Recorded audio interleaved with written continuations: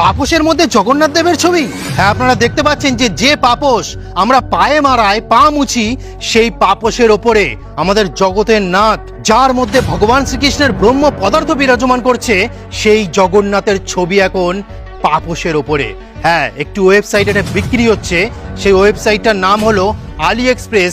এটি কোনো চায়নার হয়তো ওয়েবসাইট হবে। আমরা যেরকম ফ্লিপকার্ট, অ্যামাজন দেখছি, সেরকম একটি সাইট যে আলি এক্সপ্রেস, সেখানে এই আমাদের জগন্নাথ দেবের ছবি বিক্রি হচ্ছে পাপোশের ওপর স্টিকার মেরে। তাই যদি সত্যিকারের হিন্দু হয়ে থাকেন আর যদি হিন্দুর রক্ত আপনার গায়ে থাকে, তাহলে এমন প্রতিবাদ করবেন যেন আগামী দিনে এরকম পাপোশ বানানোর সাহস না পায়।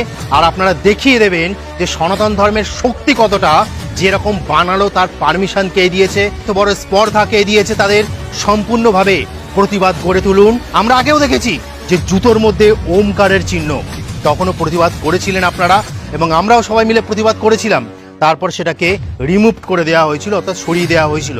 তাই এখন সময় এসছে বন্ধু, একবার চিন্তা করুন, এর বদলে সেই পাপোশের মধ্যে যদি যীশু খ্রিস্টের ক্রস থাকতো।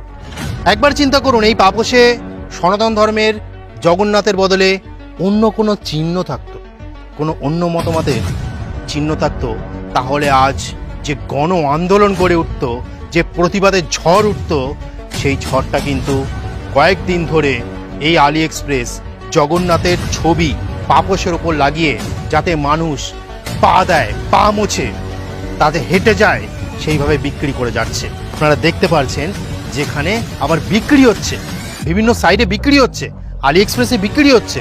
ভাবুন কত নোংরা জায়গায় নিয়ে যাচ্ছে আমাদের সনাতন ধর্মটাকে, সম্পূর্ণভাবে পরিকল্পিতভাবে।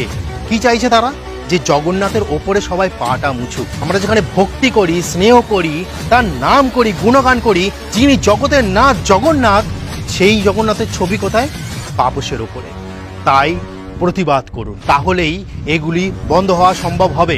না হলে যদি প্রতিবাদ না করেন, তাহলে এগুলি কোনোভাবেই বন্ধ হওয়া সম্ভব নয়। তোটা আজকে বলার ছিল। জয় জগন্নাথ, হরে কৃষ্ণ।